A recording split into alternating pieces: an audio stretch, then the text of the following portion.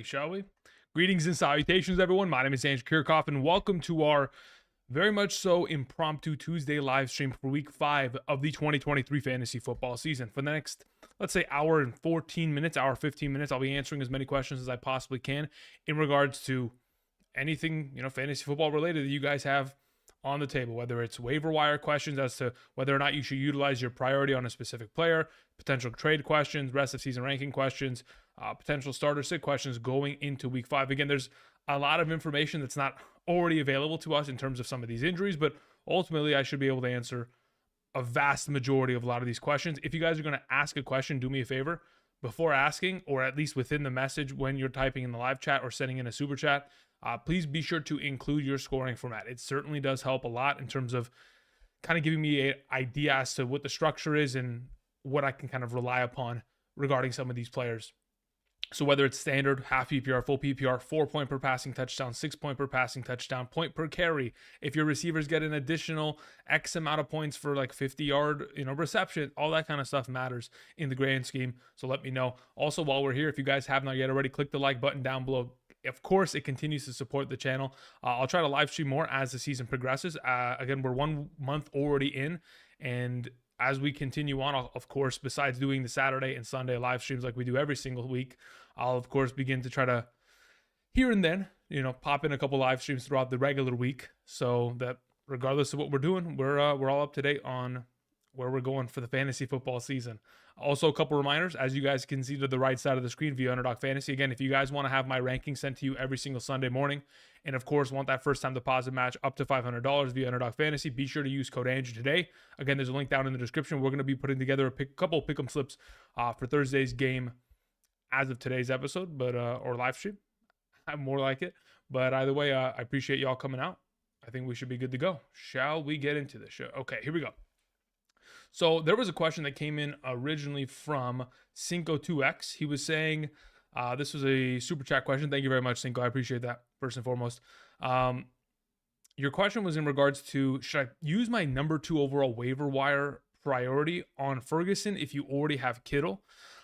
I would only ever utilize that high of a priority if I knew that the league mates in my league were either super active or super inactive on the waivers. Because the next time you'll probably be able to get back up to the number 2 waiver priority, assuming it's a continual rolling list, won't be for a very long time.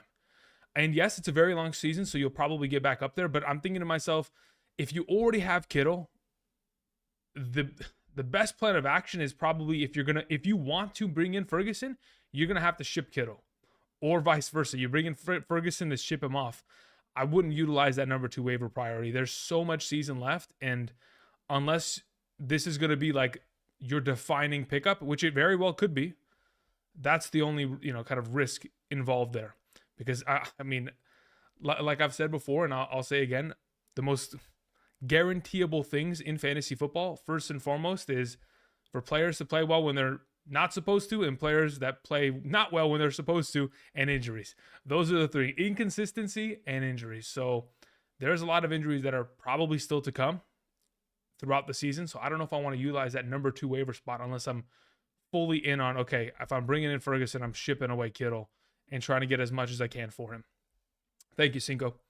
Let's see here. Zerket sent in a question, said, A.J. Brown for Nico Collins and Amari Cooper. It's a 12-man league. I need a running back badly. I mean, again, I don't know what the context of your overall team looks like, Zerkat, so I would just default to you. Honestly, if you're in desperate need of a running back, you've been dealing with a lot of injuries, and you have no depth at the position, I mean, let's go for it, I guess. I mean, at this point, Nico Collins is not a bad wide receiver to bring back. AJ Brown obviously is on a completely different level, but when you bring in a guy like Alvin Kamara in a full PPR scoring format, it does alleviate the problems that you're having on your team. So I don't mind it overall. Gregory, I appreciate that. Thank you. Donald Smith in the chat was saying Devon Achane is a must start, especially versus New York. Yeah, absolutely. That's a given. He's played far too well in the first 2 weeks of the season for him not to be, considered a must start going forward until otherwise proven wrong. We're going to have to continue to start him within our lineups. Tommy Vu sent in a question. Tommy, I appreciate it. It says, in a PPR, who would you start, Olave or Devon Achane? The New Orleans Saints. They take on the New England Patriots this week. I'm assuming Derek Carr will be better. I mean, is he going to be that much better to justify it? I think conventional wisdom would probably say, hey, you play Olave and you take the 7 catches for whatever yards he gets. But I honestly, if it's my team, I probably end up playing HN there in the flex against the Giants. Thank you. Let's see here. P. Maney says, in a 10-team full PPR, should I trade away JJ and Gibbs for Chase and HA? No. As of right now, considering the injuries that Joe Burrow is dealing with and the fact that it's probably not getting better anytime soon, for you to give away Justin Jefferson, who in a full PPR right now is putting up like 27 points per game. Let me see what the actual number is, because Justin Jefferson is just one of a kind receiver. It's very difficult to trade him away. So as of thus far this season, Justin Jefferson is putting up 25.8, which is 24, 24.9, 27.9, and 26.5. At this moment, like, I understand in the long term, there's a potential that Joe Burrow could get healthy, and then Jamar Chase subsequently will then kind of step up his game accordingly. But the issue that I have is that what if Joe Burrow doesn't get healthy? Is that a fly in my room? What if he doesn't get healthy? And what if they start losing more games? What if he strains the injury again and then they shut him down? Like, devil's advocate, we have to just kind of put everything on the table, every variable. I think you're taking a really high risky maneuver by moving away from Justin Jefferson. So I probably would end up keeping what you have. Ramiro says, in a full PPR, trade Achane for Debo. I don't know if I do it. I don't know if I do that. I mean, I guess you technically could, but man, I don't love it. That's what I'll say first and foremost. I don't love that move. And because I don't immediately like have a positive kind of reaction to the idea of trading away Achane for what you're getting in return, I'd rather not. Like, if I'm an Achane owner right now or manager, I'm shooting for the moon. Give me Cooper Kupp. Where are the Cooper Kupp managers at? You know, let me get something that is in the ballpark, in the realm. Because that's you really do have to, at this point, value him super high. Because if you don't, and you start digging for players like Debo, and Achane continues to to tear apart the league, it's going to burn you badly. And at this point, with Achane on roster, you have the bargaining chip. You have the power in the entire dynamic of that trade. So you have pretty much the shot to call who you want to go after kind of within your league. 3 up, 3 down in the chat was saying, would you trade McCaffrey 1 for 3? That 3 that you get in return better save your whole season. They better be monsters across the board. Like, it's got to be game changers, because McCaffrey in a lot of circumstances, in a full PPR league, half PPR league, doesn't really matter. He's worth 3 players on a weekly basis. Like, the guy's putting up 30, 40 points in some of these, performances. You better be hauling back some absolute studs, because in a full PPR, McCaffrey's averaging like 30 points per game. It's ridiculous. There's nothing to really, it's tough. I know the 48-point performance is kind of an outlier, but outside of that, he's putting up like 23 to 25 points per game. You've got to get studs in return. It better not be like, oh, I'm getting, I don't know, a mid-tier quarterback and a solid running back in Addison. No, it better be some studs in return. All right, let's see here. We had a question from Michael. Michael sent in a question, but there wasn't anything attached to it. Let's see if I can find Michael's question. Where is Michael's question? Michael's question says, Justin Jefferson for Pollard and St. Brown. I love JJ. Love the show. Appreciate it, Michael. Okay, so, man, Justin Jefferson for Amon-Ra, St. Brown, and Pollard. Conventional wisdom would say yes. Primarily because the assumption is that Pollard will get back to being, I don't know, like a 16-point running back, maybe more, if the Cowboys start to figure it out in the red zone and they stop squandering all those opportunities that they're getting in the red zone. So in those scenarios, he should be like 16 plus points per week. St. Brown will probably continue to stay within that range. And then at that point, it's just like, okay, are we playing in a full PPR? If so, Justin Jefferson still, again, like I mentioned, is a 26 point per game player. I'd be willing to make the trade if you're like super desperate at running back, but ultimately that's still a tough trade. In a lot of scenarios where you guys are talking about trading Jefferson, it feels like it's almost out of like a desperation for another player on your roster. Like you're super deep at wide receiver, you have Jefferson, you're willing to move him because you need a running back. I get it, but even then, man, he's the MVP of your team. It's going to be tough in a lot of these scenarios to ever give him away and confidently do so. Predator in the chat says, what's your thoughts on Jonathan Taylor? I mean, my thoughts are just, speculatory. There's nothing that I have concrete that I can say objectively one way or the other in regards to Jonathan Taylor, unfortunately, because again, we know he's going to practice this week. We know he's off the physically unable to perform list. As to whether he plays, again, that is to be determined. As to whether he plays in the Colts uniform, that is whether, to be determined.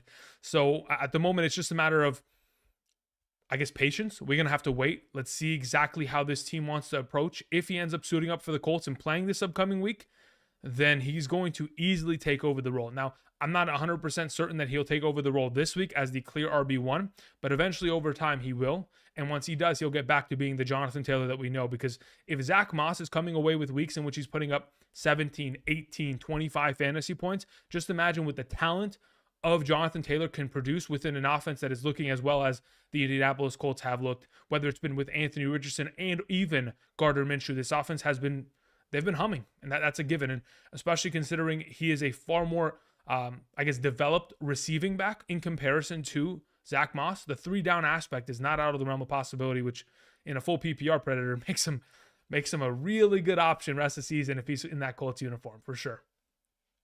All right, let's see here. We had a couple more super chats that were sent in. Let me go ahead and let's find this. JT says, St. Brown, Pollard, Keenan Allen for Chase, CD, and Madison. St. Brown, Pollard, and Keenan Allen, Chase, CD, Lamb, and Madison. I don't trust Madison that much. Now, don't get me wrong. Let's see here. Man, I think I probably keep what you have. Considering the Mike Williams season-ending ACL, I think I probably keep what you have there, JT. Again, trading for Jamar Chase is as scary as it gets. Is it high risk, high reward? Absolutely. And I guess it's just a matter of how you want to balance out your team. If you do think that Joe Burrow is going to get back to a healthy form, again, this is all speculatory. We don't know what his status is. We don't know where he's at. So yeah, it's tough. It's tough to make a trade like that. I just don't love the Madison return. I don't know what the rest of your running backs look like, but in a vacuum, I'd probably just keep what you have there, JT. Prime 8 Place says, your draft rankings help so much. Traded Ford plus Taylor for Puka Nacua. Traded Ford plus Taylor for Puka, W or L?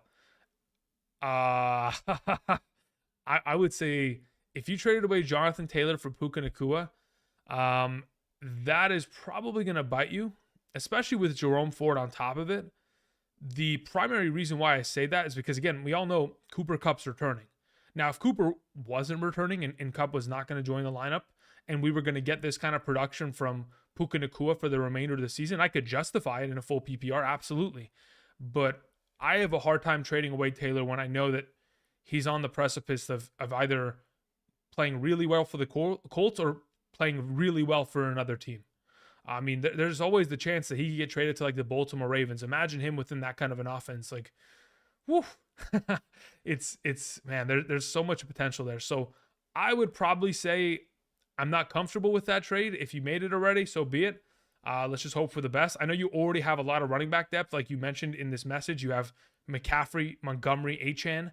So you're pretty much set there, and you technically didn't need Taylor. I just don't know if it's going to be worth it once Cooper Kupp comes back. I'd venture to say that, yes, the number 2 receiving option in that offense will certainly be Puka Nacua. But if you guys remember just a couple years back, okay, let's go on a journey, shall we? If we go back to the Cooper Kupp dominant season, okay, if we remember, Robert Woods tore his ACL early in that year. I think it was a Thursday night football game, or I think it was prior to the Thursday night football game. At practice, I don't remember. I think it's like 5 or 6 weeks into the season, he tears his ACL. Prior to the injury, Robert Woods was averaging like 10 to 14 points and a half PPR within that offense with Matthew Stafford. So he was looking good. A little bit inconsistent, but he was looking good. That's what I would assume Puka Nacua would turn into henceforth. He would be the Robert Woods of this offense. He would be the number 2 that is still going to be significantly valuable as like a wide receiver 2 option that has potential upside with the touchdown that, he could potentially end up with within a given week. But I don't think he's going to be raising the bar and competing with Kupp for targets on a weekly basis like he's being valued at right now. Okay, let's see here. We had a question that came in from Embry. Embry Outdoor says, in a 2 QB league, I love it. First and foremost, I have Herbert and I have Burrow already. Okay, my whole team is stacked. I traded Purdy and Montgomery for Richardson. Thoughts? In a 2 QB league, I mean, dude, oh man. Listen, guys, I don't like being the bearer of bad news. I don't. But I don't know if that trade's worth it. I think I rather would have look, if you're saying your full team is stacked, quote unquote, I'm going to assume that your team legitimately couldn't start Montgomery for the remainder of the year. And if that's the case, and you're bringing in Richardson as a just kind of a bonus to just fill in for Burrow until otherwise noted, then fine. So be it. But man, in a vacuum, that trade looks absolutely deadly. Giving away a guy like Montgomery at the capacity that he's sitting at. But let's just assume your team is stacked. So be it. It's a good trade if your team is, unstoppable. Let's hear. Chauncey in the chat was saying, would you trade Kamara for Breece Hall in half PPR? No, I probably wouldn't. As of right now, I think the Saints offense is more reliable. I think specifically the running game is more reliable. And on top of it, unfortunately, because of the fact that Breece Hall is coming off that ACL, there is still like a hesitation from the organization to really rip off a bunch of runs with him. I mean, again, the last 3 games, 4, 12, and 6 rushing attempts. A lot of those situations obviously are the fact that they're down in games early, but it's not to say that they're not going to continue to be down in games early for the remainder of the season. So I'd probably lean towards Kamara there, Chauncey. Let's see here. We had a question come in from Gregory Hamilton. Thank you very much, Gregory. I appreciate that. Gregory says the following. Half PPR, drop Quentin Johnston for Romeo Doubs. Yes, I would. That's absolutely an easy pickup. Romeo Doubs, or as one of my buddies calls him, Romeo, I would absolutely make that deal. Thank you. Sonny Gill says, in a 10-team half PPR, I have Tua, I have Mahomes. I'm looking to sell Mahomes. Okay, very well. I received 2 offers for Mahomes, Ridley and Burrow, or Devonta Smith and Dak. Ooh, at this point, why even get a quarterback in return if you already have Tua? Is there any way you can maybe, Sonny, find a deal there where instead of them giving you a quarterback and a receiver, you're just able to get maybe 2 players that are receiver, running back, receiver, tight end, something of that extent? Between Ridley and Devonta Smith, I'm probably more inclined to have Devonta Smith on my team going forward. But yeah, if you can somehow make a move, otherwise I'll take the Smith offer. I mean, if we're going to keep Tua and we're moving Mahomes for the remainder of the season, so be it. But yeah, I'd like to bring in multiple players rather than a quarterback, because you're not going to need that quarterback. Sure, you'll need it for a bye week, as the Miami Dolphins are, I don't know when their bye week is. Let me see. Miami's bye week consists of, F3, Miami, week 10.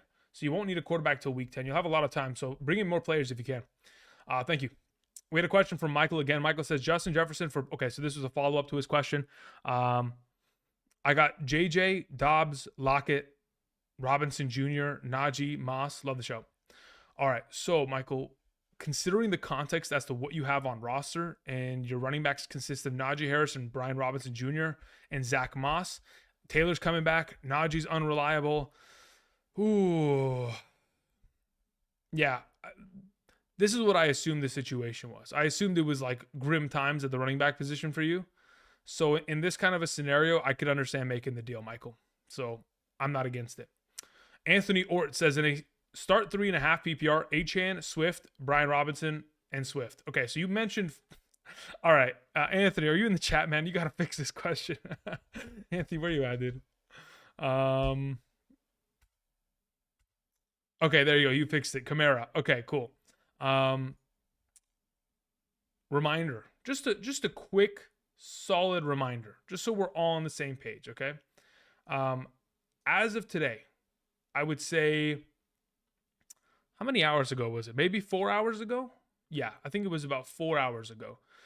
Andrew went ahead and he uploaded a video that was week 5 running back rankings. The thumbnail looked something like this. Okay, if you haven't checked out that video, please be sure to do so. Right now, just go open up a tab, click the like button, let it run in the background. You can keep it on mute, doesn't matter. The rankings are there, but if you want me to repeat the rankings anyway as to who I'm starting out of those 4 options, I mean, as of right now, it's Achan, it's Brian Robinson, and it's Swift, and I'm benching Kamara in a half PPR. Thank you. Rockout sends in a question, says flex 1, McLaurin or Dobbs in a full PPR. In a full PPR, Dobbs with Watson at a full capacity, Terry McLaurin against the Bears secondary. I probably end up playing. I haven't even started on wide receiver stuff. After the live stream, I'm going to start beginning to crack down on wide receiver rankings for this week. If I had to confidently pick one of the over the other, I probably end up just playing Romeo Dobbs in the given week against the Vegas Raiders.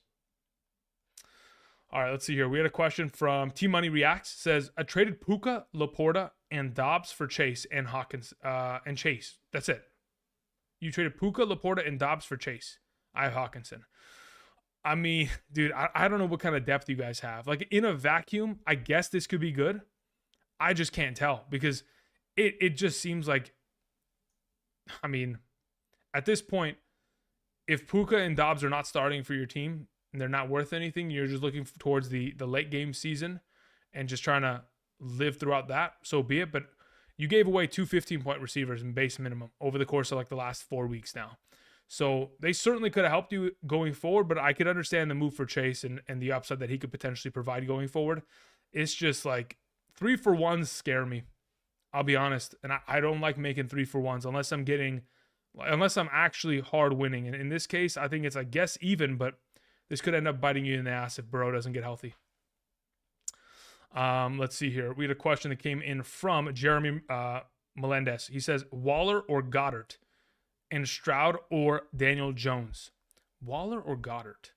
I mean, at this point, I'm going to hope the answer is probably going forward with, I mean, it's probably Goddard. The offense is more functional.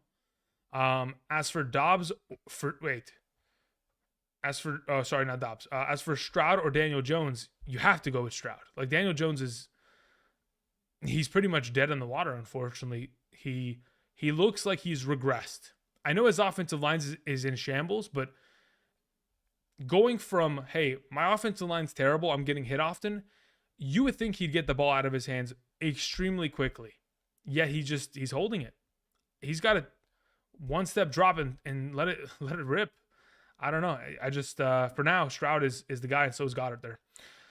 Drew says in a PPR, start 3, Ayuk, Garrett Wilson, Achan, Ridley, and Olave.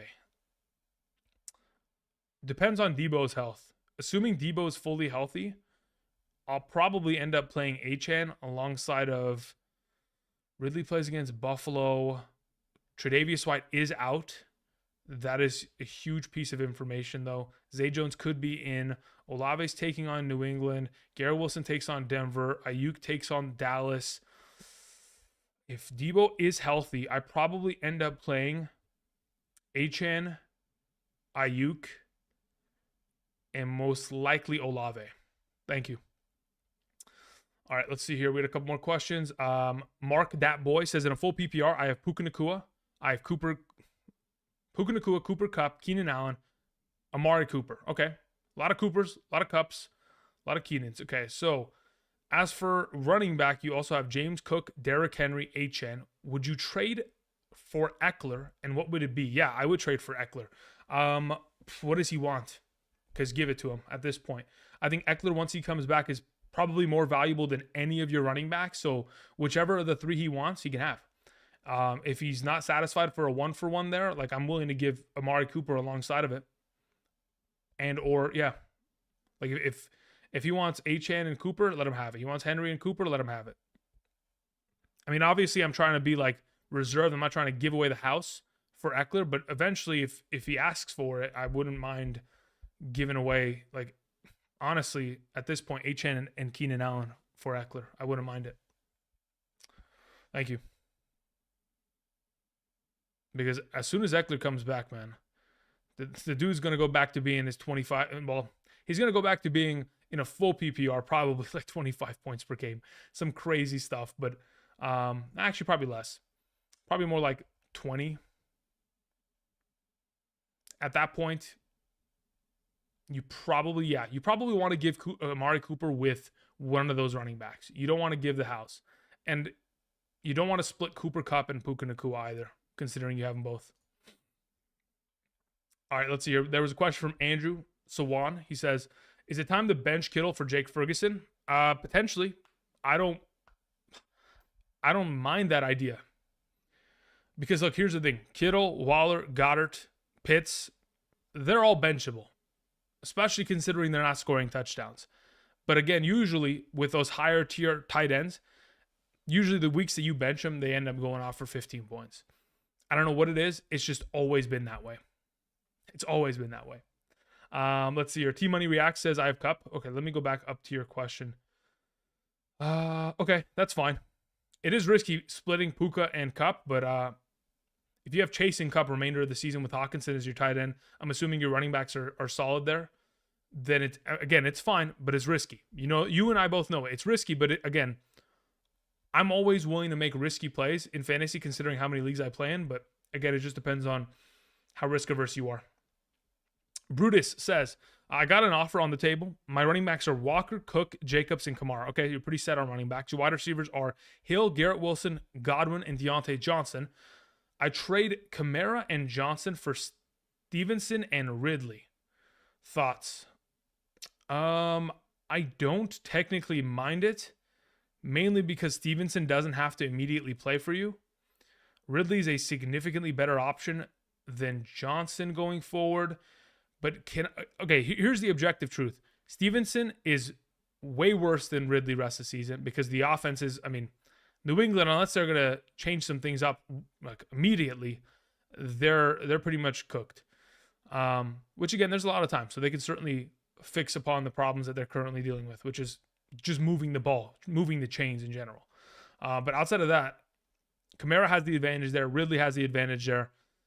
Overall, considering, you don't need to make a move. You've got solid wide receivers, but if you're trying to make an uptick to buy low on Ridley, you certainly can here in a full PPR. I don't mind it. I think it's a relatively even trade overall. Chris says, traded King Henry, Godwin, Hunter Henry, and Miles Sanders for Jacobs, Waddle, and Goddard. Jacobs for Henry, Waddle. Yeah, I think that's a W. Miles Sanders is such a... unfortunately, the reality is, considering the offense he's associated with, the injuries he's dealing with, and the fact that they can't score a consistent amount of points, and the running game just, in a Frank Reich offense, is just unappealing in all scenarios. I don't think that's a bad trade. I think you probably won that trade rest of the season going forward. My running backs are Walker, David Montgomery, McKinnon. My wide receivers are Diggs, Lockett. Yeah, I think you made an upgrade there overall. Chris, nice job. Relax, Chill, Sleep says, what are your top 3 props for this week? The funny thing is the props aren't even up to date as of yet. So usually it takes a while for Underdog to get majority of their props in. So like if you go to a singular player, they probably only have one stat underneath their name. And eventually as the week progresses, considering it's still early and there aren't any like injury news or practice reports out yet, because that usually comes on Wednesday. Until we get there, then they'll probably start to roll them out, and then I'll get a little bit more comfortable as I refine figuring out what's the plays I'm going after. A couple reminders for those of you who are joining us today. Welcome. I'll be here for the next 45 minutes, 50 minutes answering questions. For those of you who are here, do me a solid, click the like button down below. It greatly continues to support the channel. Also, while you're down there, if you have not yet already and you're new to the channel, be sure to subscribe. Greatly appreciate it. We're very close to 80,000 subscribers, another goal we're trying to reach. Thank you. All right, let's see here. We had a question that came in from where's the question? IJF0519 says, I traded Jefferson for Diggs and Amari Cooper. I don't love it. Listen, in order for that trade to actually benefit you, Amari Cooper's got to do what he's done the last 2 weeks with Watson for the remainder of the season. So he's got to be a stud. He's got to get back to being a top 15 wide receiver for the remainder of the year. Not out of the realm of possibility. Absolutely, definitely on the table, but he's got to get there. And if he does, then at that point, it is a viable trade. Craig Staley says, I'm 4-0 currently. I have Herbert, Jacobs, Henry, Tyreek Hill, AJ Brown. Okay, you got a monster team. I don't know what you're sending in the question for. Should I be looking to move? Why would you move? You have Jacobs and Henry. If you're looking to move from them, I mean, I guess you could laterally move. You're not going to make any upgrades there unless someone's just willing to hand out a Austin Eckler or Bijan Robinson, etc., kind of those players. Tyreek Hill, AJ Brown, nowhere to move unless you're going for Justin Jefferson. Laporta, I mean, again, unless you're going to make a giant play up towards, I mean, you have Kittle as well. My goodness. And you have Craig, I don't think you got to move, man. You've got a really solid team. I feel like in those scenarios where you've got a really solid team right now, if you want to move upward, you certainly can. You're going to have to pay a pretty penny for those kind of uptick players. Otherwise, just be patient because you're 4-0 and your team's already looking pretty clean. Trent sends in a question, says, Andrew, fan for years, in a dynasty, in a PPR scoring format, 2 quarterback super flex, I sent Jacobs and Kyron Williams to get Adams and a 2024 first-round pick. My RBs are strong. I have Christian McCaffrey, Tony Pollard, Monty, and Kamara. Wow. Okay. Yeah, I have no complaints, especially considering it's a super flex. If you end up getting a pretty early first, there's a lot of good quarterbacks coming out of this draft. So could be a value in that super flex format. So I don't mind that. Jamar Joseph says, drop Pitts for Komet. I would never verbally say to drop Pitts, but, you know, pick up Komet. Does that make sense? Pick up Komet. All right. Little Boy Blue says, drop Hunt for Akers, drop Tucker for Maher. I'm willing to pick up Maher there. That's fine by me. As to whether I'm willing to drop Hunt, no. I don't want Akers on my team. Again, the Minnesota backfield really isn't that valuable of a piece right now, considering their defense is awful, and very often they're going to be in shootouts where they're throwing for majority of the game. So if you're going to have Akers on team in comparison to Hunt, Hunt is far more viable for receiving work and goal line work in comparison to Akers taking away from Madison at this moment. Sven sends in a question, says, in a 10-team half PPR league that had everyone take a backup quarterback except for the Jones manager, I have Hurts and AR. Thoughts on trading Hurts and Hall for Pollard? My running backs are Cook, Eckler, Hall, Hill, and Johnson.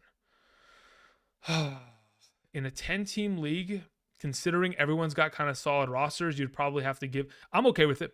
That's fine by me. I don't mind it. I think Pollard is worth it. Thank you. T-Money React says, wide receivers are Olave, Ridley, Chase, Amon-Ra, St. Brown. Okay, so yeah, you're fine, T-Money. You're fine. Listen, again, context is everything in a lot of these trades. It really is. All right. Roy Powell says, chances JSN, Quentin Johnston, Mims breakout isn't until next year. There's a very high likelihood of that being the case. I think JSN, in order for him to truly break out, unfortunately, it will require somebody on that receiving core, either Metcalf or Lockett, to miss time. Otherwise, there's just not enough utilization in terms of passing attempts within that offense to be able to support 3 wide receivers within that offense, especially at the capacity at which they're running the ball consistently. So, yeah, JSN is probably less likely. Mims is possible if, in fact, because we know that we heard earlier today that the Carolina Panthers are looking to trade for a wide receiver 1 archetype wide receiver kind of in the next coming weeks here. If Jerry Jeudy's on the block, which I wouldn't be surprised, Marvin Mims could then take his step forward. And then Quentin Johnston, he played 51% of the snaps as a huge uptick from his weeks 1 through 3, but still it's going to take him a while to really become who he's supposed to be, which is kind of the fill-in and I guess the next guy up for the Mike Williams role. It'll take a while, but I think if I'm putting my bet on anyone, it's probably Mims. It's probably Mims first and foremost, then Quentin Johnston, then JSN breaking out in that order. Because at least we've seen sign of life from Mims already this season, which is obviously giving him the advantage. Bale Kim sends in a question, says if Evans is out, Godwin or Ayuk. If Evans is out, Tampa Bay plays against... No, Tampa Bay is on bye week. What are you talking about?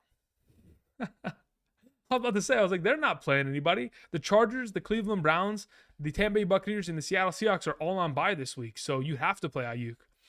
AM says Anthony Richardson, Kyron Williams, Pacheco, Hill, Amon-Ra, Hawkinson, Ridley, Breece Hall, Najee Harris, Jahan Dotson, JSN, Spears, Michael Wilson, 10-team full PPR thoughts. Solid running backs, solid receivers, solid tight end, good flex, good quarterback. The depth is a little weak because Najee Harris hasn't panned out, unfortunately. At least Breece Hall will hopefully get himself on the right track going forward from here on out. Otherwise, you have a couple deep sleeper options, I guess, with Spears, Wilson, and JSN. In a 10-team league, I'm sure there are players on your waivers that will supply a little bit more immediate impact. You'll pick them up when you get to the waiver or when you get to bye weeks and or injuries. I don't think you need to make any moves at the moment. You're pretty solid at this time. Palm Olive says, in a 10-team full PPR, trade Josh Allen, Devonta Smith, Devon Achane, Ridley for Saquon, Amari Cooper, Garrett Wilson, Burrow. Allen Burrow. Allen by 10,000. Devonta Smith or Amari Cooper, it's Devonta Smith. If it's Achane or Saquon, it's Saquon. If it's Judy or Garrett Wilson, it's Garrett Wilson. But who is... AR-15 is my new QB. I have Henry and JT at running back. So you're shipping away basically...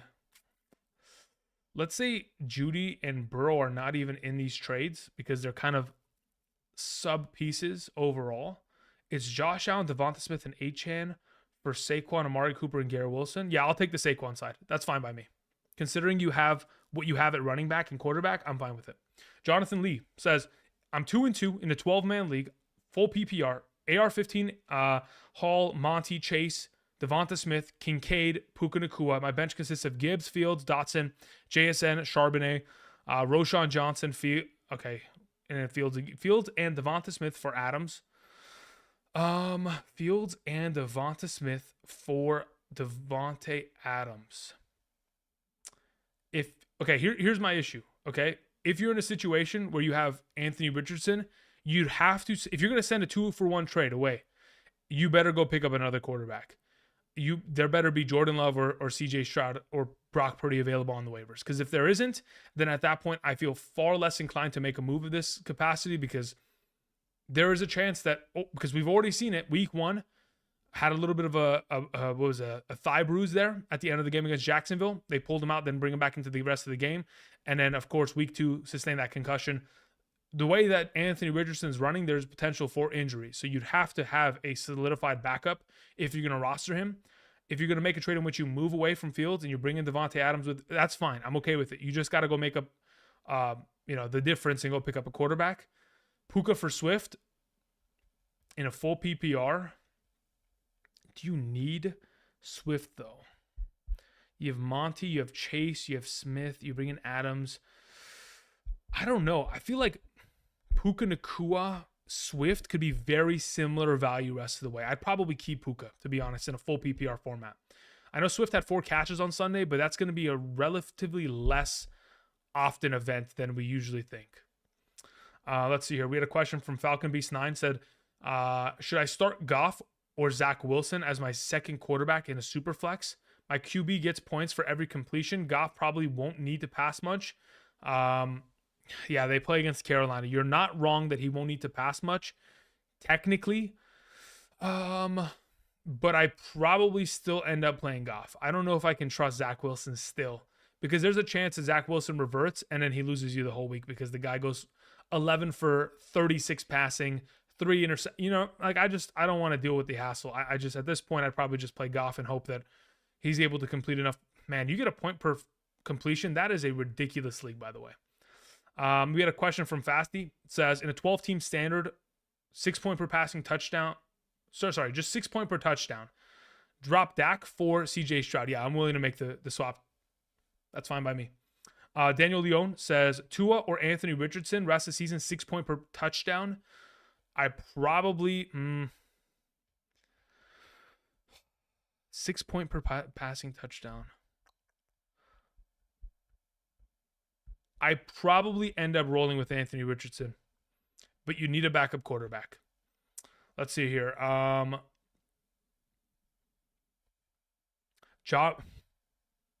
Jameez is 45. I guess that's your name, Jameez. Started 0-3. I'm 1-3 at the current moment. I have AR, I have Fields, I have Saquon. Everybody has AR and Fields, huh? That was a pretty good combo.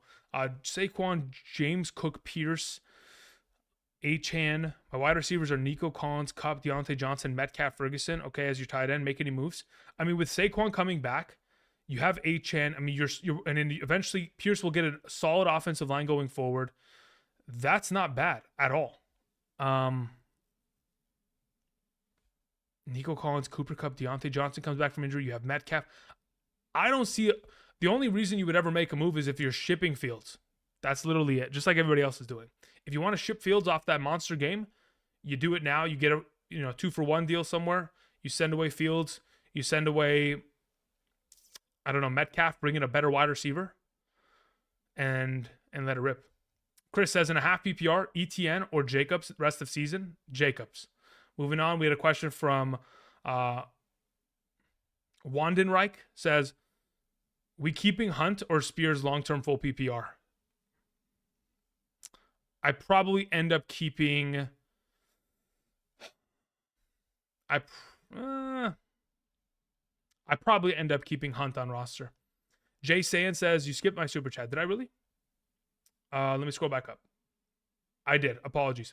Sayan says, I got offered Damian Pierce, Jerry Jeudy for Christian Kirk, Deontay Johnson, and Khalil Herbert. Thoughts on the trade?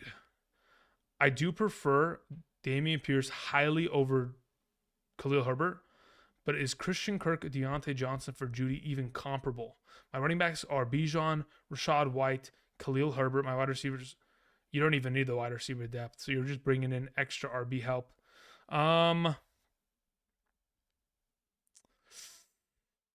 I don't love losing the depth there, but I do prefer bringing in Damian Pierce.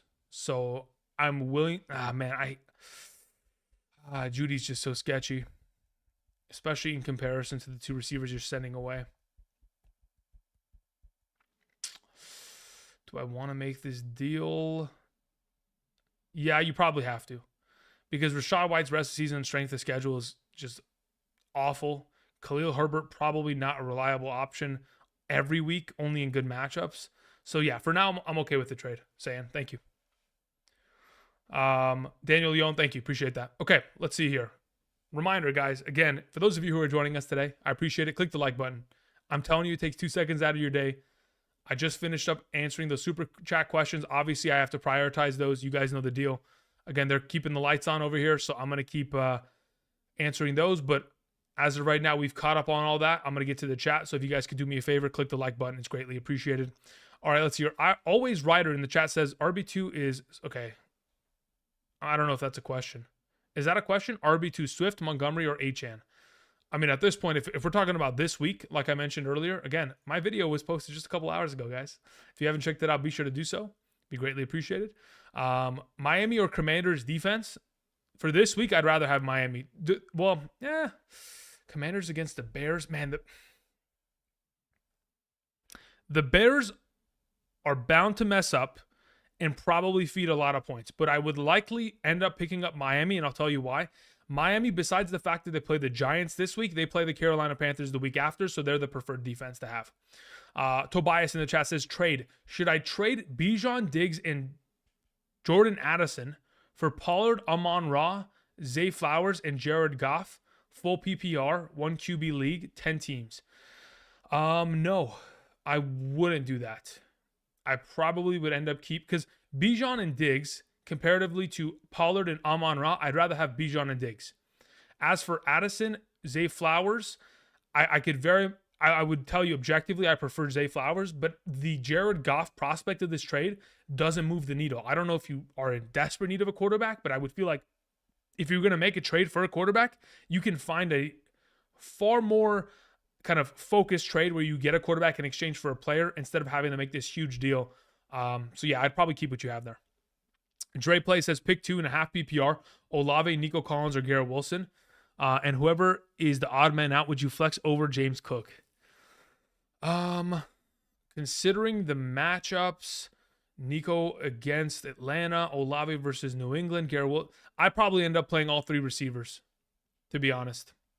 Dre. That's probably what I end up going with. Thank you. Daniel Cap in the chat was asking, watch Allen Robinson have a huge game with Mitch Trubisky as his QB, old teammates in Chicago. It's possible, but I mean, Allen Robinson's a ghost out there. The issue with Allen Robinson is that he's kind of lost his legs in the last couple of years, and he's really not driving down the field enough to where he's able to command any sort of pressure in terms of quarterback targets. So I wouldn't even. I mean, it's possible. It's not out of the realm of possibility. I don't foresee it. James Gleason says Stroud or Purdy rest of season. I would probably say that Purdy is the safer option rest of season. I think that's an objective kind of, hey, the offense he's associated with, the fact that he has all the weapons around him, it leads to him being a safer option ultimately. Does he get the chance to throw as much? Definitely not. Is he going to score more? I mean, I'd assume he could keep up with Stroud. Like, as of thus far this season, they're both identical in points per game. So I'd probably just stick with the idea that I'm going with Purdy because I just know what I'm going to get out of him in the entire situation, considering he's just an elite offense. But again, I don't mind Stroud. It's not a huge differential in terms of my rest of season rankings. I'll tell you that much. Those are coming on Friday, by the way. I'll have a video posted on the channel on Friday. Angelo says, how do you feel about sending Mixon and Olave for Bijan Robinson? Mixon and Olave for Bijan Robinson. My other RBs are Breece Hall and Jahmyr Gibbs. My wide receivers are Hill, Ayuk, and Judy. The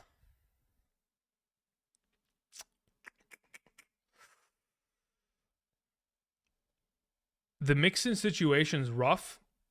I probably, man, in a full PPR, Bijan's probably going to put up 20 points a week, but there's a possibility that Olave can get back on track if Derek Carr's healthy.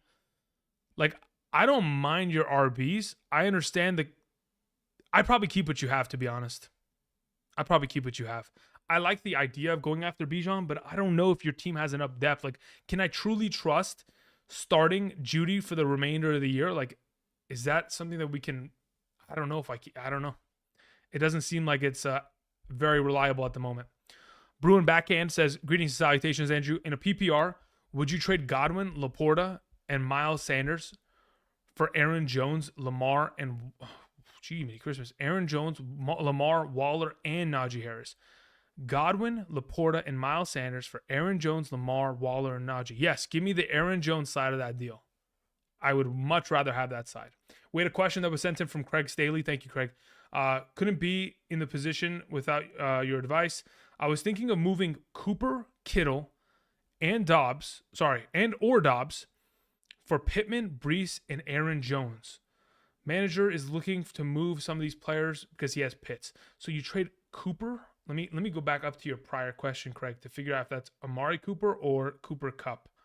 Let me see here. Where's your prior question, Craig? So you have, I don't even know who it is now. Now that I'm looking at it, I'm assuming it's Amari Cooper because we talked about it last time. So if you're trading away Amari Cooper and Kittle and you're getting back or Dobbs for Pittman, Breece, or Aaron Jones. Yeah, I would feel very comfortable with the idea of getting Aaron Jones and Michael Pittman Jr. in return. I'd be willing to make that trade. Thank you, Craig. Gus Jorgensen says, get Travis for Puka Nacua and Hawkinson. Get Travis for Puka and Hawkinson. I'm locked and loaded at wide receiver. Considering, Kittle is good.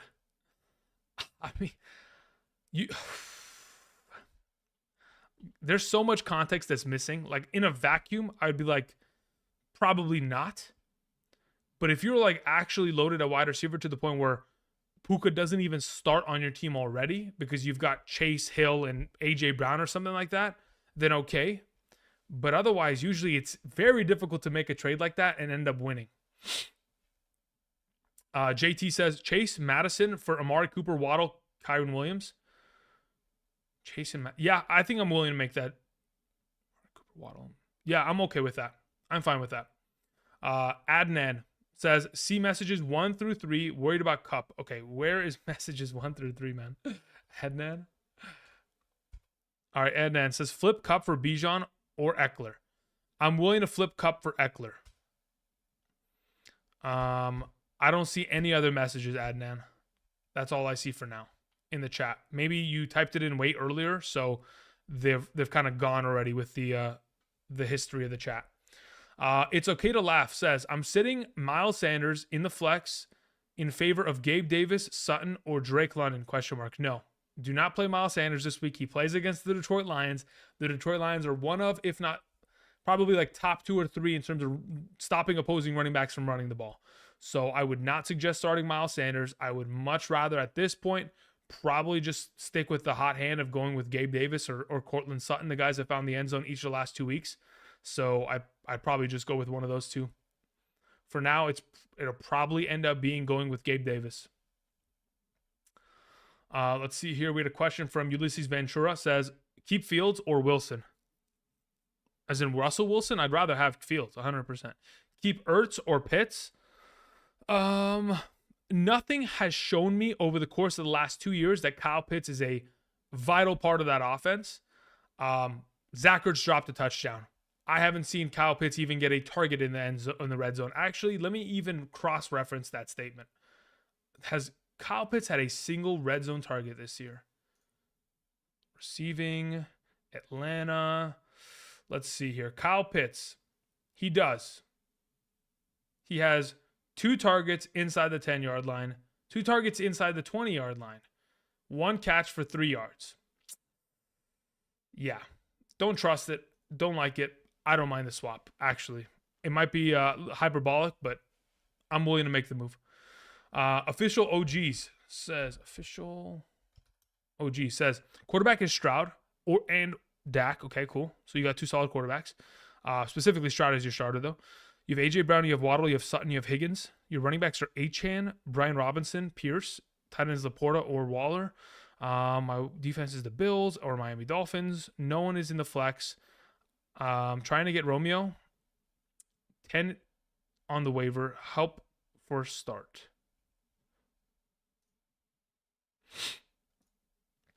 Stroud or Dak, please. 1 for 3. Yeah, I mean, I'd rather play Stroud rest of the season at this point. The Cowboys are not efficient enough in the red zone to even justify them as a play, or specifically Dak Prescott as a play. So for now, I would roll with Stroud as your question. As for picking up Romeo Doubs, we can hopefully do that. If you're not able to, it's probably a matter of just waiting until Higgins gets help. I mean, you really have a strong team. Like, eventually Waddle will be fine. Sutton has played well. So has A.J. Brown. So has Achane, Robinson, Pierce. Like, you're beginning to get the uptake. You play Miami's defense this week. Actually, yeah, I'd probably play Miami's defense this week in that scenario. Chris J in the chat was saying, am I crazy to give up Devonta Smith for Thielen and Laporta? I need a tight end badly. I think it's crazy. I don't think that Thielen is going to be... I mean, man, Thielen's what, 33? Thielen's getting up there in age, man. I don't know if he's going to be able to sustain a full year of catching the ball 8 times a week. Like, I think eventually, he slows down, or they bring in another receiver to slow him down. I don't know. I just feel like Devonta Smith has far more upside, and if you're in desperate need of a tight end, I understand the move for Laporta, and I don't mind it, but Jameson Williams comes back, could end up feeding in terms of the overall target volume that he's kind of hauling in. I know they work on different sides of the field, but they could end up spreading it out. Let's see here. We had a question that came in from Dave Jones. Thank you very much, Dave. Says trade away in a 6-point per passing touchdown league. Josh Allen, Puka Nacua, James Cook, or Josh Jacobs for Kelsey, Jefferson, and Stafford. Josh Allen, Puka Nacua, and Cooks or Jacobs. Okay. First and foremost, yes, Dave, I would make the trade. Give me Kelsey, give me Jefferson, give me Stafford. Ship away Allen, Puka, and Cook. Get them off. Keep Jacobs, but Bring in Kelsey, bring in Jefferson. You have Stroud. You'll play Stroud over Stafford for the remainder of the year. Good to go. And then your follow-up question, rest of season, Marquise Brown or Christian Watson? It'll probably be Christian Watson. Thank you. Hits Money Sign says, my Terry McLaurin for Hunt. Sorry, Terry McLaurin and Hunt for Ridley and Tutu Atwell.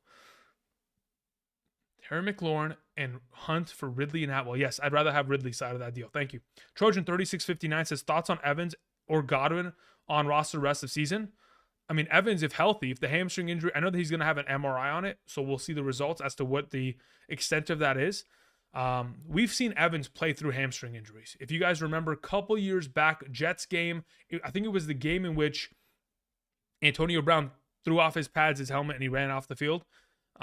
Mike Evans played through a full hamstring injury in that game and actually played pretty well in order to help that team win. They were down against the Jets in that game. Tom Brady had to really rally them back to win that game. But ultimately, if Evans is healthy, he's the guy.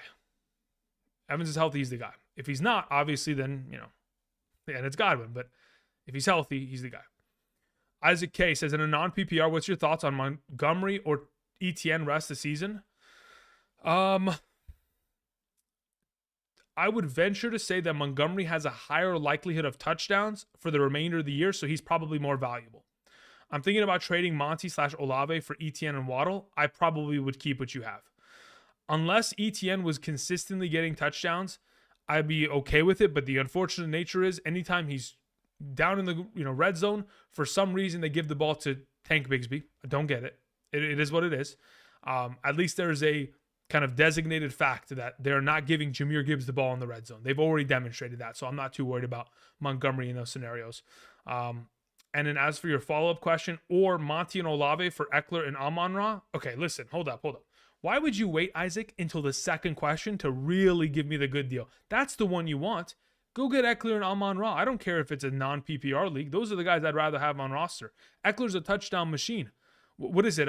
39 touchdowns in the last 34 games he's played? Like, give me that. I mean, come on. Let's go, baby. Chris Owen says, for an RB2 spot this week, I'm trying to decide between Zach Moss and Gus Edwards. Let's wait and see how the practice report pans out for the Colts. Again, a reminder, Jonathan Taylor should be practicing this week. Does not guarantee that he plays. If he does not play, absolutely without a doubt in my mind, it's Zach Moss. Otherwise, if Taylor's playing, I'm probably just pivoting to Gus Edwards in an advantageous matchup against the Pittsburgh Steelers. How many quarterbacks should I have on bench, says Steven Fernandez? Steven, it depends what kind of league you play in. If you play in a 1 QB league, at max you should have one quarterback on bench unless you're hoarding to ship and trade as like trade bait. In a 2 quarterback league, at base minimum, you need to have 3 quarterbacks on roster, so basically 1 on bench. But again, at all times, 1 on bench unless you're looking to move via trade. CJ Spinner in the chat was saying, in a full PPR, I'm starting Stroud, Jacobs, Achane, Lamb, Kirk, Goddard, Kyron Williams, Nick Folk, Chiefs defense. My bench is Goff, Aaron Jones, okay, pretty solid. Tank Dell, Chris Olave, solid. Christian Watson, solid. Freiermuth is injured. Thoughts for this week? For this week, Jacobs and Achane are fine. Stroud's fine. Lamb is fine. Christian Kirk has been playing very well. I probably still would end up leaning towards playing Olave. I think Olave's week was just kind of an anomaly overall. Kyron Williams is fine there. Yeah, I don't think you make any moves. I think you're fine. You're good to go. I'd love to play Christian Watson. I mean, probably, maybe Christian Watson against Las Vegas is the play at wide receiver too. I don't know. I'll have a wide receiver video out tomorrow in regards to kind of solidifying that, but the rest of your team looks fine in terms of playing Kyron Williams in the flex and the running backs you have slotted in to start.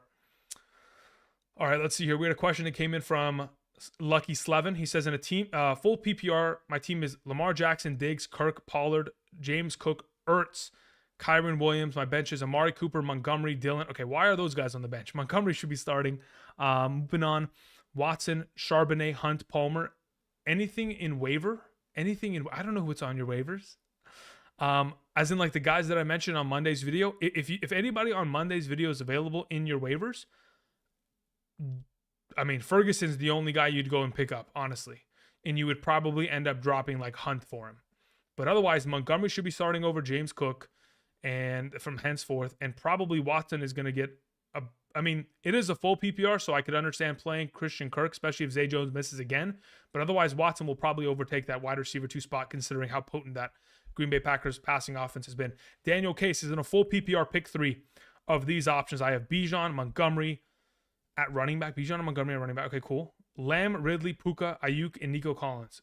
Pick 3 of these options. Lamb, Ridley, Puka, Ayuk, and Nico Collins. Lamb, first and foremost, has to play. Ayuk would have to play in the absence of a Deebo Samuel. Time will tell. And then the third option, I probably end up just playing Puka Nacua there. But if, in fact, Deebo is active and he's fine, then it's going to be Lamb, Puka, and Collins. Thank you. Shair says, rank these 3 rest of season: Kirk, Lockett, Thielen. Between the 3 of those, it probably ends up being... Yeah, it probably ends up being Lockett. Nah, I'd like it for it to be Lockett, but he's been pretty inconsistent as of late. But Zay Jones does come back. It'd probably end up being Lockett, Kirk, Thielen in that order. Would you trade those 3 for Ertz? Sorry. Would you trade those 3 with Ertz for Jacobs and Christian Watson? I got Ayuk and Deontay Johnson. Would I trade away all my depth for Jacobs? I mean, if you need the running back, then sure, let's go for it. But that's if you need the running back. I don't mind it. Honestly, I'm willing to give up wide receiver depth to get a solid starter that I can start every single week for the remainder of the season. Do I trade Swift for Waddle full PPR? Angel, I don't mind that. Honestly, I don't mind that. Muskendall Nova or Novoa says, hi, Andrew. Rest of the season, would you rather have Eckler, Kupp, Kelsey, or Hill? Thanks. If I'm picking one of them in a half PPR scoring format, I'd rather have Eckler out of the bunch. The next best option out of the bunch would be Hill, then it would be Kupp, then it would be Kelsey. Thank you.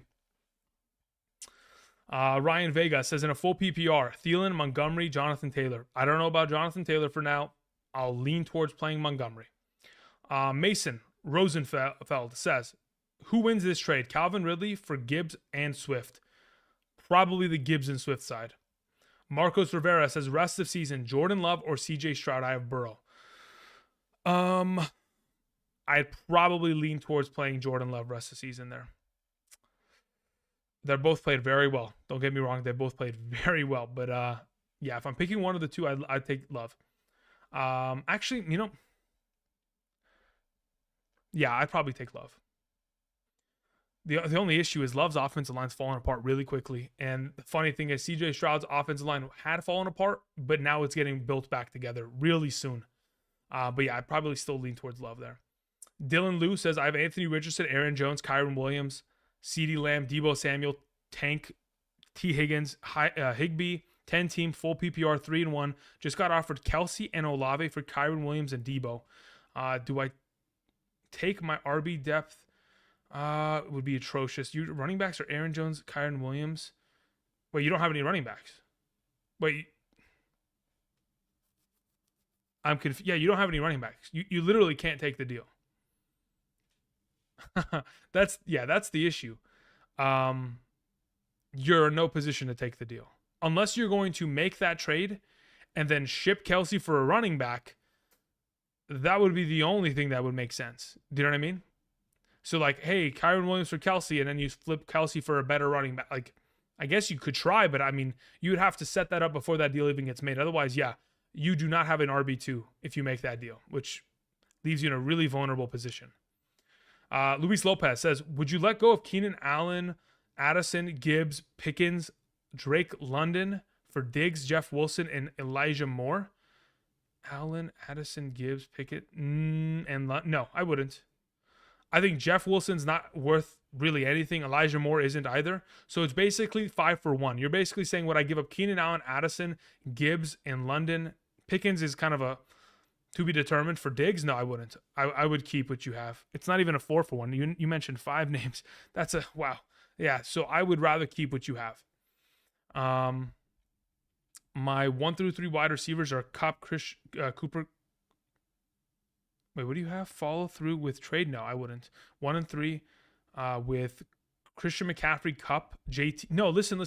Luis Lopez, your team is only now going to start winning games. You have Kupp and Jonathan Taylor. Like, only now are you going to start winning games. You picked the late game sleeper build. You're like, hey, I'm going to sacrifice the first 4 weeks of the season, and regardless of what my record is, now we're about to turn it up. Yeah, I know, you're fine. Don't move. Keep your roster as is. Ulysses says Nikola Jokic or Joel Embiid, full PPR. I'd rather have Nikola Jokic. He fills the stat box. I mean, it is what it is.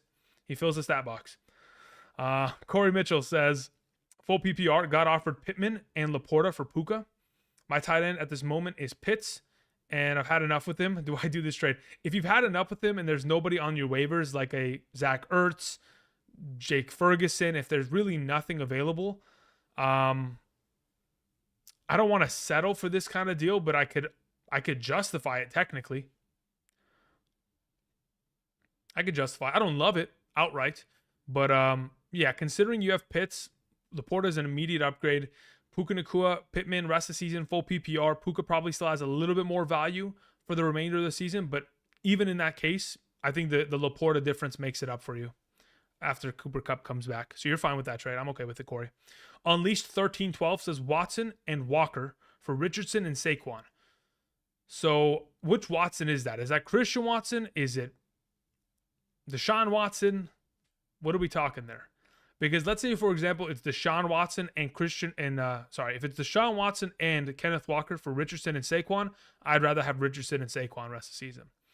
CS Derek says, start 2, Gibbs, Thielen, Zay Flowers, full PPR. I would rather play Thielen and Flowers full PPR. Thank you. Let's see here. Scar Shiesty says, evening, Andrew. 12-team standard format. T-Law, Bijan, Brees, Gibbs, CD, DJ Moore, Evan Ingram, Charbonnet, Quentin Johnston, Roshan Johnson, Jalen Warren, Tank Dell, Jameson Williams on the bench. Thoughts? I appreciate that, Scar. Okay, so that was very generous of you. Again, Scar, let's take it easy with these donos, my guy. Merry Christmas. That's a lot, but I appreciate it. Thank you. In regards to the question, in a standard scoring format, Bijan's fine. There's nothing to worry about there. Gibbs is a disaster. Brees Hall will hopefully get back on track. DJ Moore showed incredible signs of life. Hopefully he'll continue that with Fields kind of with an uptick going forward. The question of CeeDee Lamb is fine. Evan Ingram has played very well this season. Your bench just is, you have the late game bench. You have Charbonnet, Quentin Johnston, Roshan Johnson, Warren, Tank Dell, Jameson Williams. You have no depth. They cannot play for your team. I guess Tank Dell can play for your team, but nobody else can play for your team. And that is scary. So as of now, when bye weeks show up, we're going to be in a shambles situation. But let's hope that a lot of your players, actually, you know what? Maybe we hope that all of your players share the same bye week so that you could just take the L that 1 week and then you're back to being normal instead of hamstring for the whole season. Because again, your bench depth is not going to be able to pull it. It really isn't. If I'm making any changes, I mean, there's not really any changes you can make. You don't have any pieces that you can give away just nonchalantly. There's no extra depth on this team, which sucks. Trade Olave for Pacheco and Thielen in a full PPR. Kenneth, you would only do that if you're in desperate need of running back depth. And like Pacheco is needed because you lost so many, running backs within given weeks because of injuries and stuff like that. Thank you, Andrew Clark. I appreciate that. Sam Corey says, who wins? Kupp, ETN, Christian Watson, or Hill/Henry? Kupp, ETN, and Christian Watson, or Hill or Henry? Assuming, let's say, for example, Kupp plays out the remainder of the year. Kupp and Hill are pretty much identical value. So it's basically a matter of, would I rather have ETN, Watson, or Henry? And at this point, I probably would rather have the ETN Watson combo. Thank you. ETN or Achane in a full PPR sell. I'd play Achane there. Brian Colorado says CJ Stroud, but T-Law has higher upside because of his weapons. I don't know who he's talking to, but Brian, I agree. T-Law should have higher upside, but he just hasn't actualized it yet. Speakerman says DJ Moore, Addison, Tutu, Michael Wilson, Flowers, start 3. DJ Moore, Flowers, and Addison this week. Thank you. DS Visions says, should I drop Kincaid for Komet or Jake Ferguson? Yes, I would drop Kincaid for Ferguson. Dre Play says half PPR trade Madison for Jacoby. In a full PPR, sure, but in a half PPR, I'm not as inclined to do so. Excuse me. You do have McCaffrey, James Cook, Achane, and Herbert as your running backs. I need more flexibility as wide receiver. Okay, in that case, I'm willing to do so. I feel like you should be able to find a better trade, but if not, and if like someone like Zay Flowers isn't available to like make a play for, I suppose I'm okay settling for Jacoby.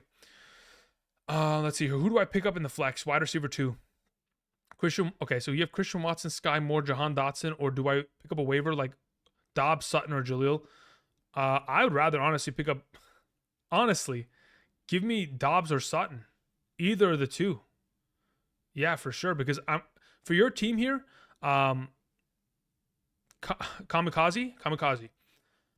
I mean, I would end up playing Amon-Ra as your wide receiver 1, Christian Watson as your wide receiver 2, and Dobbs or Sutton as your flex option for this week. Probably prefer Dobbs because of the Las Vegas matchup. James Conner or Brian Robinson in a full PPR this week. It's for sure going to be Brian Robinson. He plays against Chicago. Chicago's terrible on defense. Andrew, would you trade? What can I trade Kupp for? I mean, if I'm going to trade Kupp now, okay, this is what I would actually legitimately suggest. If you have Kupp on roster and you're like, all right, I need to move him, wait 1 week, let him have a pop-off game against the Philadelphia Eagles here because the Eagles secondary can't even stop Sam Howell. Let him have a monster game of 20 points. Then everyone's like, we remember this guy. It's 20-point Cooper Kupp. And then you ship him. Because then there's like, hey, there's no speculation of value anymore. He is this value and give me Austin Eckler or give me, Tyreek Hill. At that point, then you could just 1-for-1 laterally shift. Unless you're trying to like bring in multiple players in terms of depth, which is harder, but again, you have to find the right person to move with. Drop Purdy for Stroud. I'm okay with it. I think Purdy's offense and the associated pieces within that offense, McCaffrey, Kittle, Debo, Ayuk, the coaching staff, I think as a whole serves him better than what Stroud has surrounding him, even though he's been able to do as much as he has, if not, more than Purdy with what has surrounded him. Obviously, a lot of it has to do with game script. It is funny, though, the offensive coordinator of the Houston Texans, former passing game coordinator of the 49ers. So very similar kind of coaching styles thus far. But for now, I'd lean towards Purdy. Pyro Hype says, just here to say my season is looking like a nightmare. I have Burrow, Najee Harris, and Kyle Pitts as my starters, combining for 15 points weekly. Yeah, that's rough. You need to find a backup quarterback immediately. I'd rather start Jalen Warren instead of Najee Harris at least had a 10-point week, but Kyle Pitts needs a backup. Pyro, you got to start moving. Start making moves, man. Start making moves. If you have to drop Pitts, you drop him. It is what it is. You got to have to somehow recoup the season as fast as you possibly can before it gets out of your hands. Fields or Richardson for week 5, says Mac. Richardson plays against the Tennessee Titans. Fields plays against Washington on Thursday.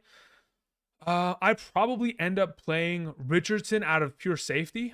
I think the upside still revolves around Fields, but Richardson's kind of just that safe quarterback play that I'd like to just have on roster. Specifically start in the given week.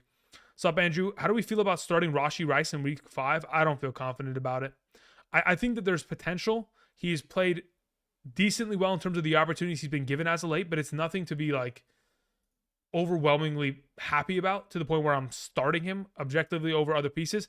I guess it depends, Caliber, as to what your other receiving options are in comparison. The context certainly does play a factor, but I can guarantee you that Rashee Rice will not be in my top 50 wide receiver rankings. I don't know if I can trust him in that capacity in the given week, even though it's a good matchup against Minnesota secondary. We had a question that came in from Ruben Miranda. He says, hello, Andrew. In a 10-team full half PPR, I have St. Brown, I have Ridley, I have Ayuk. So you got solid wide receivers. McCaffrey, Ford, and Stevenson. Okay, so you've got McCaffrey carrying the team. Kelsey and Ferguson. Do I trade Kelsey and Ford for Austin Eckler? Yes, I would. Give me Eckler. I'm happy with that, 100%. Because then at that point, your running back position doesn't even bat an eye every week. And I know for a fact Eckler's going to bring back more value weekly than what Kelsey can provide. And Ferguson's honestly a pretty good kind of fill-in for that loss of value. A Low says, hey, yo, Andrew, I got Puka, I have McLaurin, I have Kirk, I have Myers, I have Lockett. I want to pair some of these guys up to lock a wide receiver. What do I do? Where do I go? Okay, at this point, if you're looking for wide receivers to go scoop up, Waddle is like number one on the kind of the target list of wide receivers that I would like to go and try to get onto my roster sooner rather than later. I'd also probably end up trying to go and scoop Amari Cooper if I can. Who's another wide receiver that I could potentially go make a play for?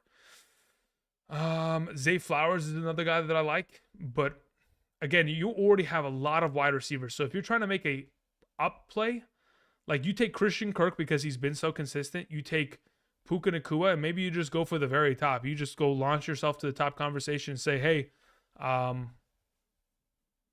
AJ Brown, welcome to the squad or something. You know what I mean? Like you could maybe make a play like that, but I don't know. Depends on if you have to find a team that's super desperate for wide receiver depth. I don't know. You didn't mention if there was multiple flex options within this team. And if you could start multiple flex at that point, maybe it could be viable to move up and make a play as such. Otherwise, I would say, let's try to go see what the Waddle manager kind of wants. Jacob Brady says, I traded Mixon and Gabe Davis for ETN and Tank. I didn't need Gabe. Okay. At this point, I'm perfectly fine with ETN over Mixon. If you didn't need Gabe and that's just cannon fodder, so be it. Jay McLaughlin in the chat says, hey, Andrew, start one. What is that? Christian Watson, Flowers, or Addison in the standard? I play Christian Watson this week against Las Vegas. Lawrence Jacobo says, half PPR, giving Aaron Jones and Amari Cooper to receive Amon-Ra St. Brown. I have Christian McCaffrey, Swift, Algier as my backup RBs. Waddle, Kirk, and Lockett. I'd keep what you have, to be totally honest. I'd keep what you have. I would much rather have Aaron Jones on roster to play in my flex every week than just like having, Algier on roster, who I cannot trust at all. So I'd rather just keep what you have. And then Amari Cooper will be fine going forward with Watson. I don't think you need to make this move there, Lawrence. KLYZM says, evening, Andrew. Any ideas as to what I could do in a 2-2 team living on the dream team?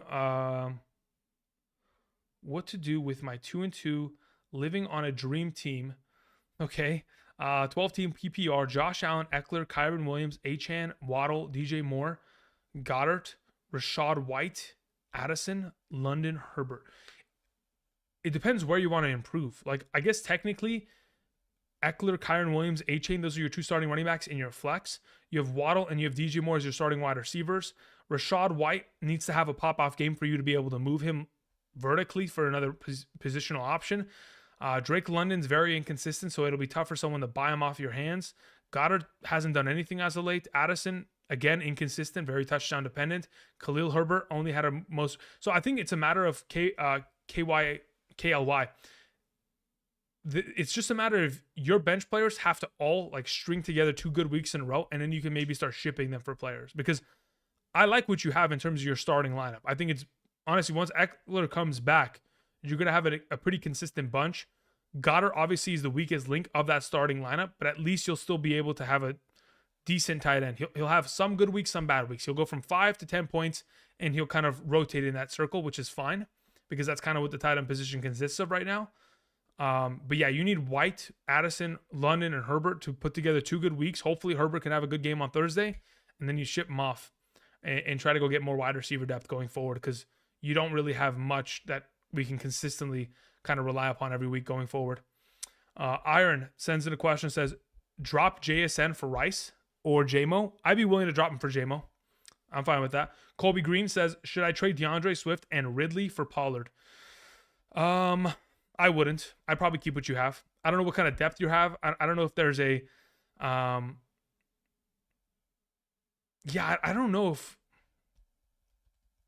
I guess it depends on your context of your team, but ultimately I would probably just keep what you have on roster. I'd keep Swift and Ridley going forward.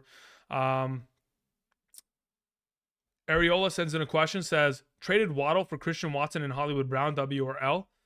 If Kyler Murray comes back quicker than we anticipate, it'll only elevate the option of Hollywood Brown like we witnessed early last season prior to the return of DeAndre Hopkins. So I would venture to say it could end up being a W trade. Time will tell, but for now, I think there's a good chance that it does end up panning out well for you.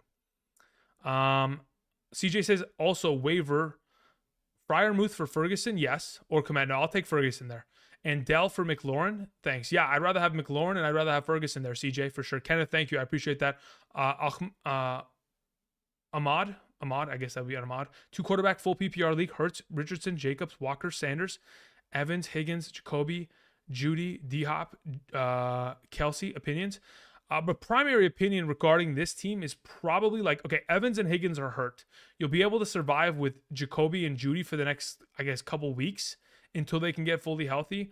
But otherwise, your running backs are great. Your quarterbacks are great. Your tight end is great. The wide receiver position, once healthy, is great. I don't have a problem with this team, Ahmad.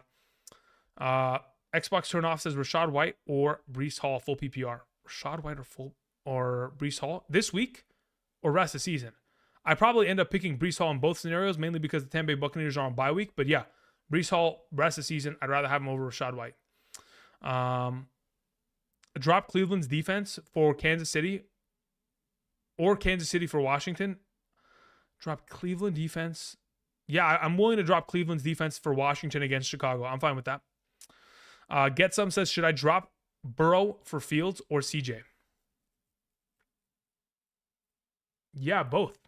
At this point, if we're in a tough spot, I don't mind dropping Burrow for Fields and CJ and just having both of them on roster.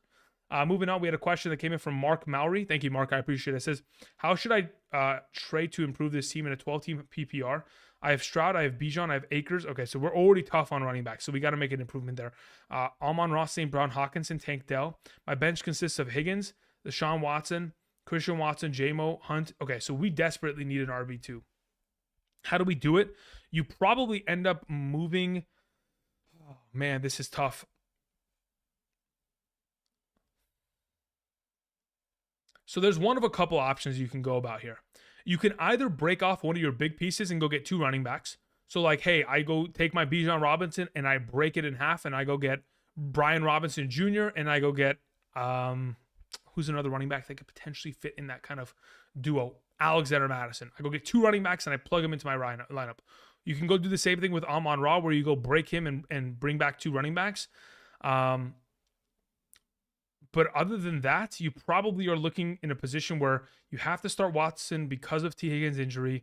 Yeah, you have to break a piece to go get another running back because otherwise you're not going to have one. You could also go move Hawkinson straight up for a running back 1-for-1 and then go pick up a tight end off the waivers. I think that could also work for in your favor. But yeah, you can't afford to start Akers every week. You're just not going to be able to get away with that. Louise sends in a question, says Richardson, T-Law, Eckler, Monty, Mostert, Pierce, Adams, Waddle, Puka, McLaurin, Nico, Jameson, Deontay, Juju. Thoughts? Juju's droppable. Deontay should just sit in the IR until further notice. Eckler, Monty, Mostert is solid. Pierce is going to get better.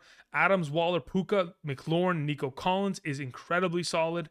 Your quarterback is Richardson's fantastic. No mention of a tight end, which again, you can go and probably improve. You can move Nico Collins and go get a tight end. That's easy. Like you can do that tonight. If someone in your league is willing to make that trade, obviously. The value of a player, regardless of what I say, is what someone in your league values him at, right? Like even if I say, hey, go after this player, if the guy in your league does not value it the same way, doesn't see it in the way I do, then it's irrelevant, right? So at this point, you've got a solid team. I'm not complaining, but yeah, Juju is droppable. Luis. Steve says, in a 10-team half PPR, I'm 2-2, good to go for rest of the season, ? We have Cousins, Eckler, Kyron Williams, Lamb, Ayuk, Engram, Waddle. I have no problems with that lineup at all. Bench is Stroud, fantastic. Ford, fantastic. Dell, that's great. Debo, Sanders. Concerns for Waddle and Lamb. I don't have any concerns. They're slow to start. I understand that, but eventually we know what they're capable of. They will get back on track. Don't worry about it. Andrew Clark says, pick up Detroit, Houston, or Green Bay defense this week. I'll probably just pivot towards playing Detroit's defense. Ridley or Ayuk rest of the season. I'd probably just stick with Ridley there. Ferguson over Musgrave. Yes, Rodgers. Buck says, I got Herb on bye. Who should I start, Howell or Josh Dobbs? Josh Dobbs versus the Cincinnati Bengals. Howell versus Chicago. I probably end up playing Howell this week. Let's see here. Waller is my tight end. Sorry. Waller's yeah, so you could probably go and improve your tight end. Maybe take Waller, go take him and take McLaurin with him and go try to make a move for somebody else. As for which tight ends you want to look for, obviously it's going to be an unattainable grab to go after guys like Mark Andrews because of the week he just came off of. Hawkinson is probably also another one of those unattainable guys. They'll probably ask for too much in return. But if you can somehow get away with bringing back someone Now that I'm thinking about it, the tight end position is kind of dead. Unless you actually are bringing back Andrews, Hawkinson, or Kelsey, I don't want it. Yeah, those are the three. Unless you're bringing them back, keep what you have. Madison or Brees Hall, says AJX. Ajax could work as a name though. For this week specifically, I probably end up playing Brees Hall. Again, guys, earlier today I did post my running back rankings for the week. If you guys haven't checked it out, please be sure to do so. Click the like button on the video. It'd be greatly appreciated. In a couple minutes, I'm going to be heading out because Andrew's got to prepare for tomorrow's video, the wide receiver rankings. So I got to go do all my research, make sure I get all that in order, ready to go so I can record. So we'll probably, I'm already 12 minutes over. Actually, no, I'm more than 12 minutes over. How long have we been live streaming for? Stream's been going for an hour and 30. Yeah, we're definitely a lot over than I anticipated. So I'm going to probably wrap it up in the next 10 minutes. Okay, I appreciate y'all.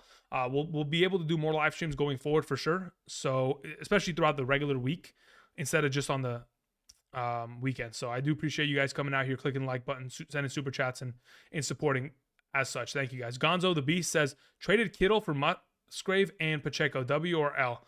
I don't know if we can trust Musgrave rest of the season, but if you needed the running back depth, I can understand it. Puka and Lockett for Waddle. I'd probably keep Puka and Lockett. Let's see here. I mean, if you're playing in an 8-team league, like, okay, maybe we can make the move, but in a vacuum, I'd probably keep what you have. Start Christian Watson or Tank Dell in a standard. Christian Watson there, Deshaun Hill. All right, we had a question that came in from 44 MSU 44. Says, PPR pick 2, Barkley, Achane, Ridley. If I'm picking 2 of those options for this week, I'd rather play Barkley and Achane. As for Ferguson or Pitts, give me Ferguson. Evoker says, I have Geno Smith, ETN, Pierce, AJ Brown, Nakua, Musgrave, Nico Collins, Butker, Chiefs defense, benches Eckler, Rashad White, Ayuk, Dell, Quentin Johnston, Ridley. Thoughts on anything? Okay, so you've got a lot of wide receiver depth. I mean, the fact that you have Ayuk and Ridley on your bench is kind of ridiculous. So the play most likely is, hey, how do we improve quarterback? Can we go get someone that's, on the waivers? If not for Geno Smith, because again, he's going to be a little bit hobbled with that ankle injury that he sustained last night. Can we at least trade a wide receiver and go move up for a quarterback? Like the quarterbacks that come to mind that obviously, besides the thumbnail of today's live stream, which is Anthony Richardson, like I'd like to go after players that potentially are even in the realm of possibility of being like Justin Herbert's, Josh Allen's, Jalen Hurts. Like I want a top tier player. So I'm going to go knock on those doors and see, hey, can I make a play here? If not, yeah, Anthony Richardson, CJ Stroud's, we can go after those kind of players and still find some sort of semblance of success going forward. But that's probably the play. Improve tight end, improve quarterback, but quarterback first and foremost. Use that wide receiver bench depth in order to try to make a move for them. Lions or Patriots defense? I'll probably lean towards the Giants today, or for this week here, Jamal. Thank you. Brian Gabriel says, would you trade Pollard and Andrews for Hill and Ayuk? Pollard and Andrews for Hill and Ayuk.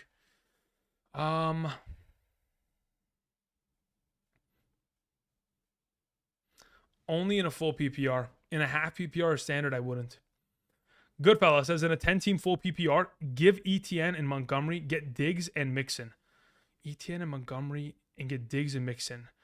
Yeah, I'm okay with that. Just in a vacuum, I'm okay with that. And then, or give ETN, Montgomery, Ayuk, and get Diggs and Achane. For now, I probably look to just go with that second deal's risk. Because if you bring in Diggs and Achane in a 10-team league, you're probably already set. That's why you're willing to give these pieces up. In a full PPR, I'm okay with the second deal. I prefer the first one though, but I can live with the second one if it was like I'd rather have Achane kind of deal. That's okay, but otherwise I'd prefer the first one. Would you try to sell high on Mostert? Terry Guest says, yeah, let's wait till this week. Let him play well against the New York Giants and then ship him. If you can't, and you're thinking he's not going to have a great week, then you got to get rid of him now, because it's not Boeing. Yeah, it's not going to go into the right position, especially with Jeff Wilson Jr. coming back. JSN is a huge disappointment. I don't know if he technically is. Again, you got to remember, he's got DK and he's got, Tyler Lockett. Those guys weren't going away. So it's tough to say that he's a disappointment. He's just a product of the system, and the system right now consists of only one of those wide receivers even playing well every week. Very rarely do we even see both of them have pop-off performances at the same time. Sham Truly Podcast says, Saquon for Garrett Wilson and James Conner. Wow, that's a really risky trade. That's 100% contingent on the idea that, that is 100% contingent on the idea that Garrett Wilson continues to perform at the level at which he did on Sunday. I don't know if that's going to be a consistent point. So I'd only ever make that move if you're super desperate for depth. Otherwise, I'd probably keep.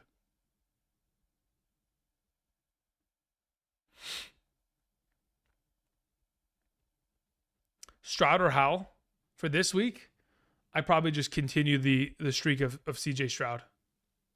You kind of have to play CJ Stroud there. Anthony Cervantes, thank you very much, Anthony. Ramondre or Achane for Henry? Ramondre and Achane for Henry. I'm okay with it. You better have Tyjae Spears, though. You have to have him on roster. Otherwise, it's not worth it. Because there's always a chance of that turf toe really bugging Henry in the future.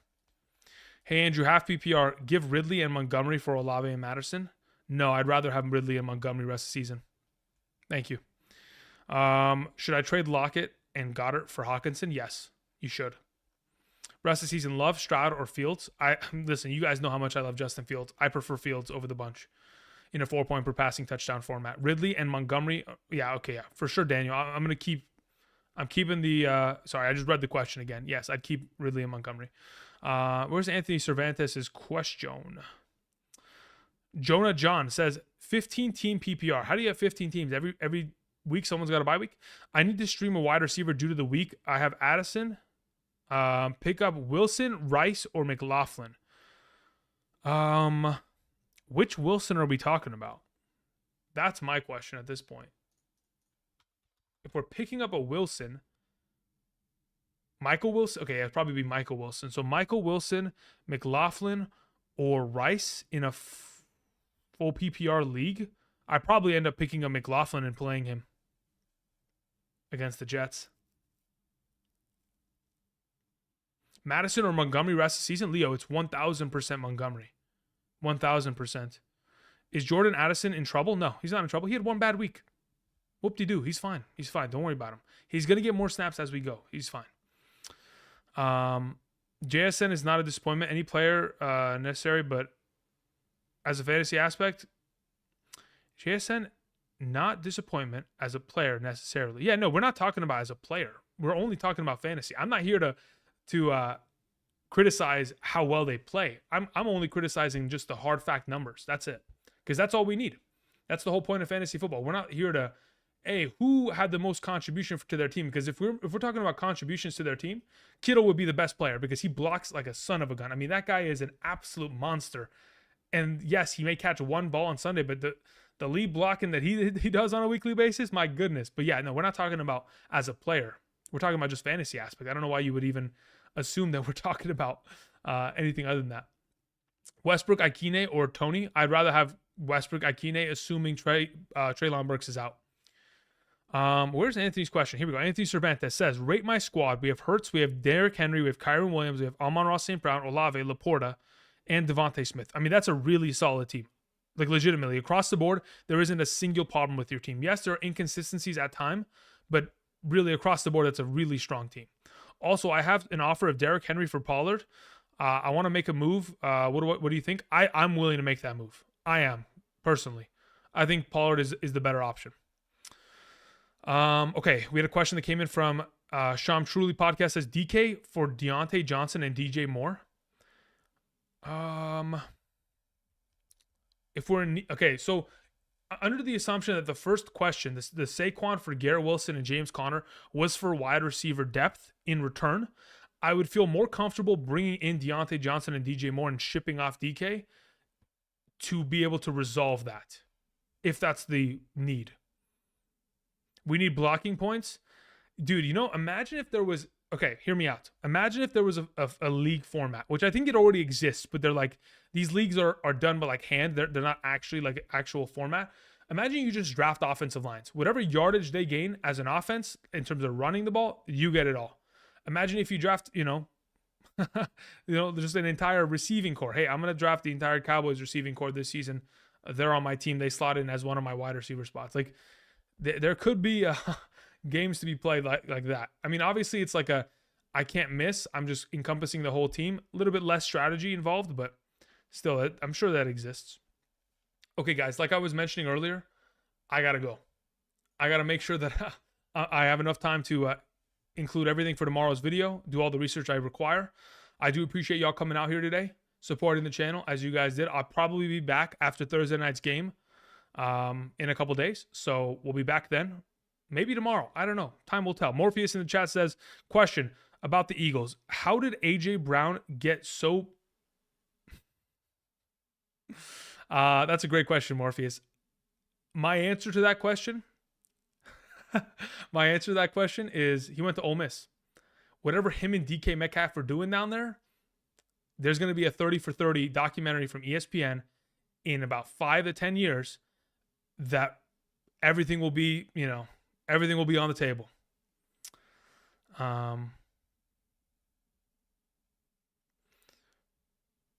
So how's JSN not a disappointment?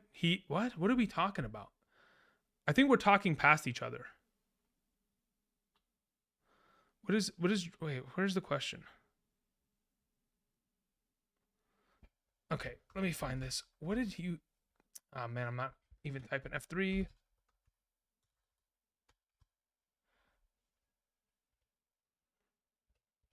All right, where was the statement originally?